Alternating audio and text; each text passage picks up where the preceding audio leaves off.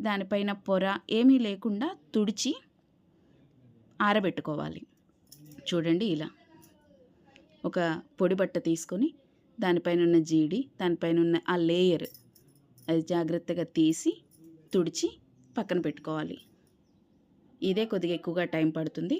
ఇలా తుడిచిపెట్టుకున్న ముక్కల్ని ఫ్యాన్ గాలికి నేను ఒక 2 గంటలు ఆరబెట్టానండి నీడలో. తర్వాత కారం, మనం తీసుకున్న గిన్నె కొలతను బట్టి కారం తీసుకోవాలి. నేను 4 గిన్నెల ముక్కలు తీసుకున్నాను. 4 గిన్నెల ముక్కలకి 1 గిన్నె కారం సరిపోతుందండి. 1 గిన్నె కారం తీసుకున్నాను నేను.